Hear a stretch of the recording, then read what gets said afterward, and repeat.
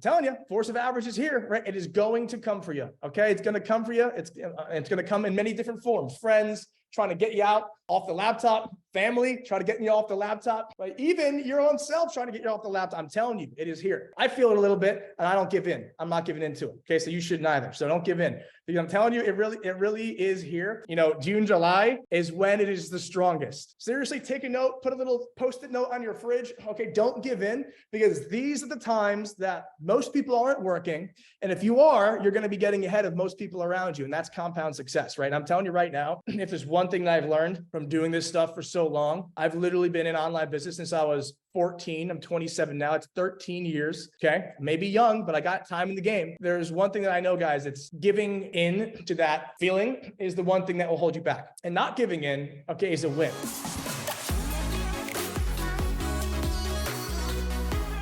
Think about how you don't want to spend money on certain things. You go to the store, you don't want to spend money.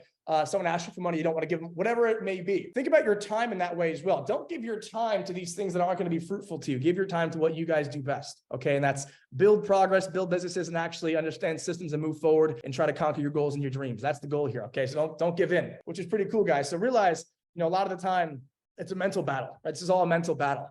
Right. Even with myself, right. It's a freaking mental battle. And like yesterday, I was thinking about this point. I was telling my team, and I just kept saying it all day. It's like, entrepreneurship is literally eating glass. Like it is literally like eating glass. And as from Elon Musk, right. And I kind of put my own twist on it. Like it's like eating glass, but then learning to enjoy it. I can't find something that's more to the point and more on point, shall I say. Like it really is like eating glass. So, you know, a lot of the time it's not going to feel good, but you just got to keep doing it. Realize it's not all beautiful. It's like, you know, you open your mouth, you're bleeding, but you shut your mouth. No one even knows that you're bleeding, right? And that's how it really is. Question.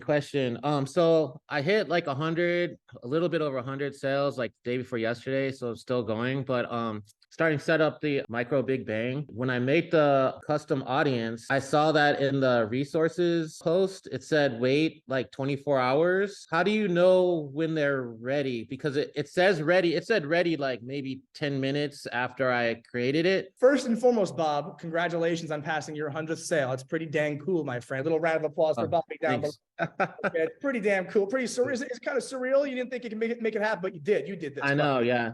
I did it, but here it is. Now let's talk about exactly what the hell's Bobby asking this point, because some of you guys who are new, like, what the hell is this guy talking about? He needed 100 sales and now he's getting his own. What's he talking about? Right. So when you hit your 100th sale, guys, we do something called micro big bang. I know this looks like hieroglyphics right now, but it's not going to after we go through it and it's explained to you. So first and foremost, guys, as we see, okay, Bobby started off with algorithmic targeting. Okay, algorithmic targeting is the first campaign that we run with all of our products. Okay, we run one product at a time.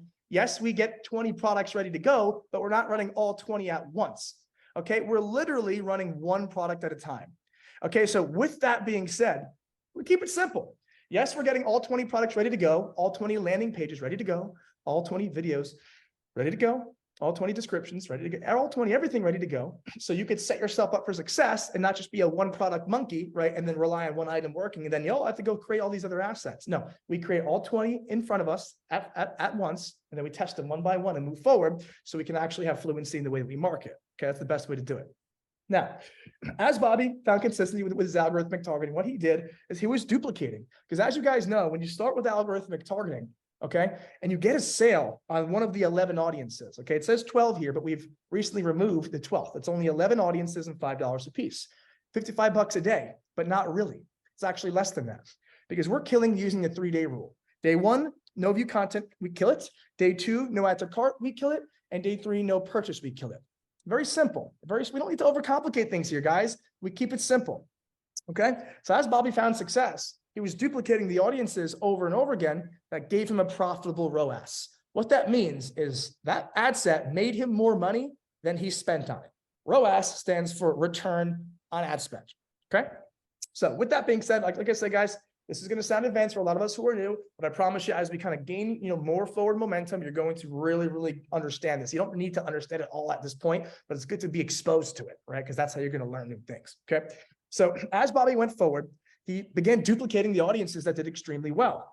And what that led him to do is actually have a foundation of audiences of the same audience. So if you get a sale on, let's say, audience 1, which is our magazine column, which is just a bunch of magazine keywords, we're duplicating it over 5 times.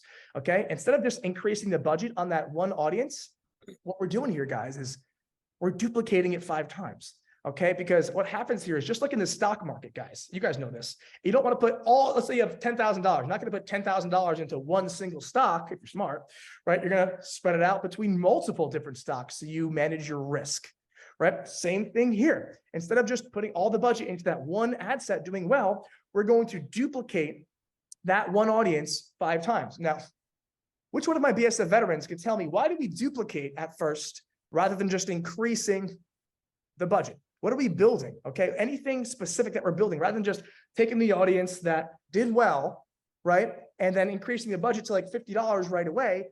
We want to duplicate the audience over and over and over again. The same audience. Aren't we going to be bidding against ourselves? Aren't we going to be hitting the same people? No, we're not. Okay, and DJ is absolutely correct. We're hitting new pockets. Bobby says to find more pockets in foundation. Absolutely. Pat says to hit more pockets in the same audience. Heather says seizing the pixel. Damn right, right? We're building a platform. Exactly, Junior. Exactly. Okay, we're building a foundation, guys. So rather than just having one audience on a higher budget, we're having several of the same one that's already profitable, duplicated out 5 times on the same exact budget of $5. Same exact everything. Nothing changes at all, guys. Okay.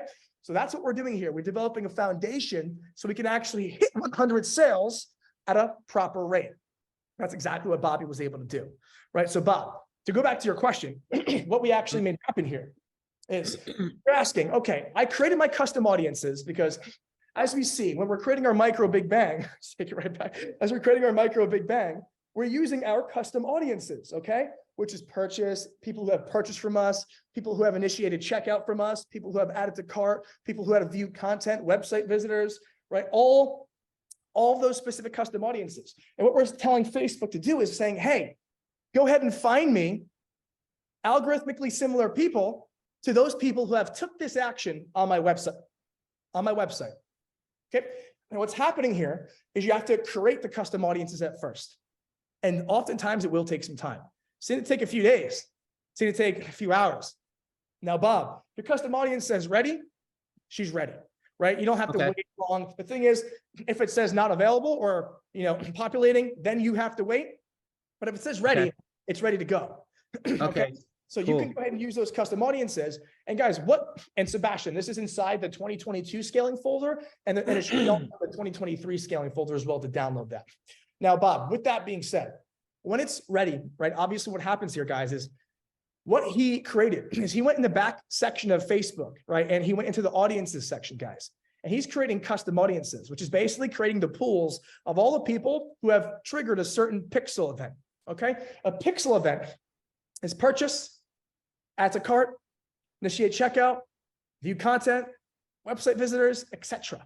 Right? These are pixel events. People are taking action on your site, and Facebook is collecting all the data it's putting it into its pocket, and it's putting it in the purchases in one pocket. It's putting the add to carts in one pocket and segmenting everything together, guys, or separately. So you can then use that data later to create something called a lookalike audience. And a lookalike audience is basically taking, let's say, the 100 people plus who have bought from Bob. And it's basically like, hey, Facebook, can you do me a favor? Yeah, what's up, Justin? Well, can you go ahead and get me 1 million people who are very similar to these 100 people who have actually purchased from me? Facebook's going to say, for sure. Maybe I'll ban your ad account later, but yeah, might as well do it now, right? So they're going to go ahead and hook us up and give us 1 million people that are just like the 100 people that have purchased from Bob, okay? And one thing that's really cool is that's one of the options that you can select in lookalikes, guys. There's percentages, okay? You could choose 1%. That'll get us 1 million people who are similar to the 100 who have purchased. We can choose 2%. That's going to get us 2 million people that are similar to the people who have purchased. We could choose 3%. You guessed it. That's going to get us 3 million people who are similar to the people who have purchased. We could choose 4%. That's going to get us 4 million people that are similar to the 100 people that have purchased from Bob. And then you could go to 5%. And that's going to get us 5 million people that are similar to the people who have purchased from Bob. Think about the scalability of that, guys. If you could have 5 million people, okay, right? Steve said, I sense a theme. Dang right, right? Imagine if you have 5 million people that are similar to the 100 that have purchased from Bob. Mind you, the 5 million audience is probably less accurate than the smaller 1% one, but you'd be surprised. Oftentimes, guys, it's not the case. Like you could still launch the 5% one with 5 million people, and oftentimes it'll do better than a 2 or 3%. So don't think just because it's a bigger audience that it's going to be less accurate. Like technically, that's how we want to think logically, right?